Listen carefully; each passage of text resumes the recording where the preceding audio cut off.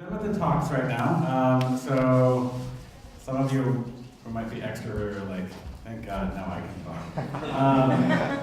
What we're going to do right now is some make session previews. I'm going to hand this off to Marla.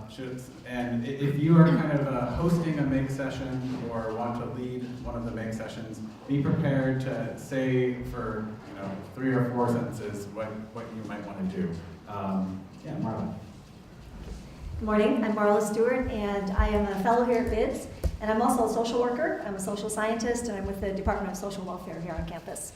So I'm going to introduce these make sessions, and other data hosts come on up while I'm talking, because then you can have an opportunity to talk. So what we're going to do right now is each data host is... Should we put Chris's... Let me put this up on the screen.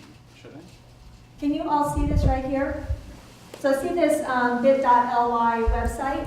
So while we are introducing the make session topics or the data sets, we'd like you to go there and indicate which data set you think you might want to work on.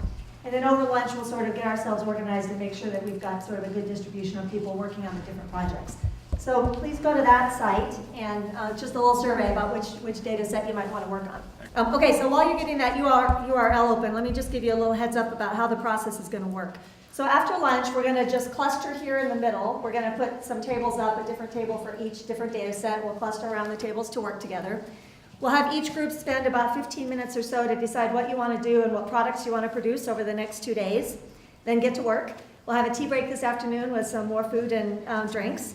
And then about 4:40, we'll come back together to report your progress from today, and then sort of look forward till tomorrow about what we might accomplish, and then repeat tomorrow.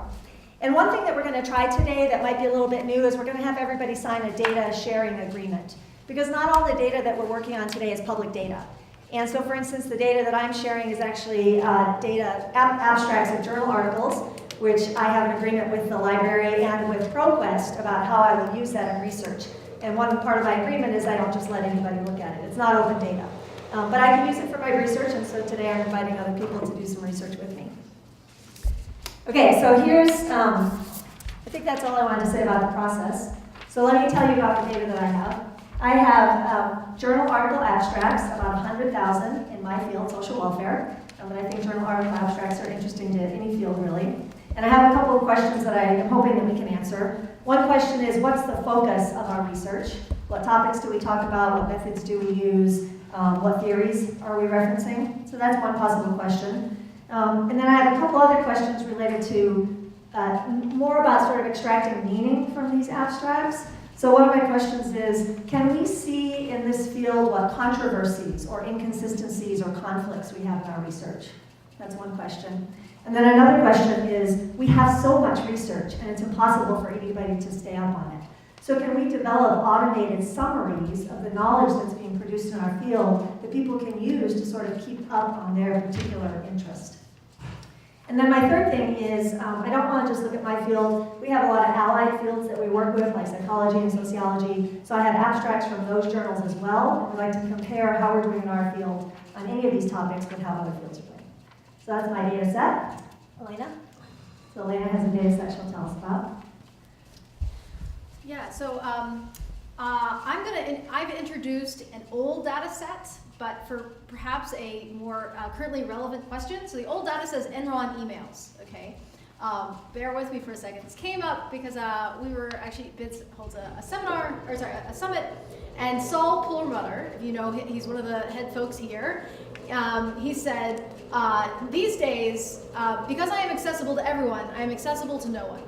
And we talked specifically about how email, in the deluge, it's kind of hard to get that overview of the last 1,000 emails as opposed to the 25 that are on your front page, right? Anytime something falls off, it's gone forever.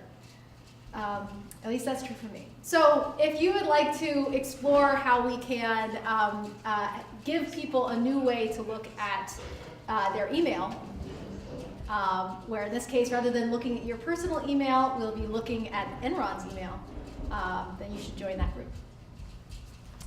Okay, and we have one other one, which is all of PLOS. Who's going to tell us about PLOS?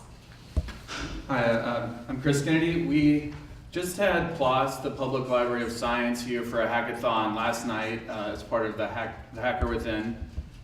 Plus, recently created a new Python module that has made available their the full text and abstracts, title, and other metadata of all articles that they've ever produced, actually, which I think is 224,000 currently.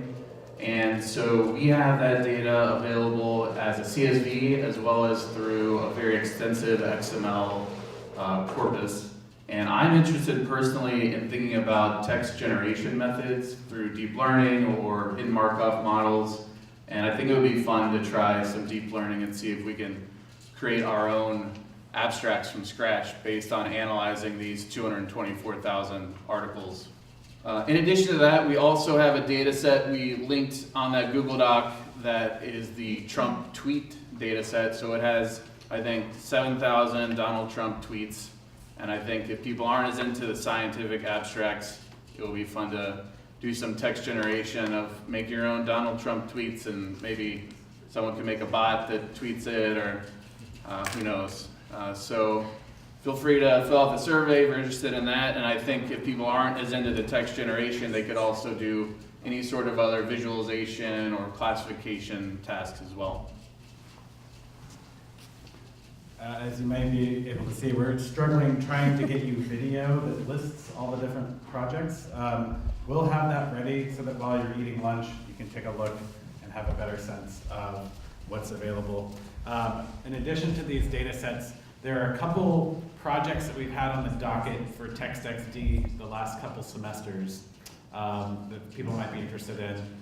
One of them, if you're familiar with topic modeling, latent Dirichlet allocation, and that particular algorithm, some of us have been wanting for some time to create an alpha parameter that is variable with the length of a document. So the alpha parameter basically constrains how many topics the model is likely to find in each document in your corpus. If you're someone who wants to throw tweets and news articles into the same corpus, it'd be nice if that alpha parameter can vary according to the length of a 140-character tweet or an 800-word document.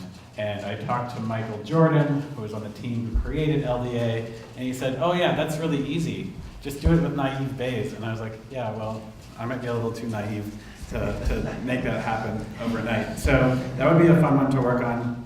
Another one that a lot of people might be interested in is record deduplication or canonicalization. So I'll give you my example, but I think a lot of you might find this in your data sets. I have data on the Occupy movements, and I have 5 different newspapers talking about a single event, and each of those newspapers has covered a little different slice of the event.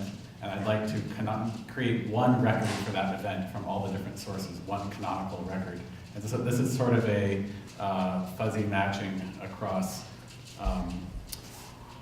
columns and across rows kind of problem that a lot of people have. I don't think OpenRefine has solved it, but anyone who could solve this, we could also start a business.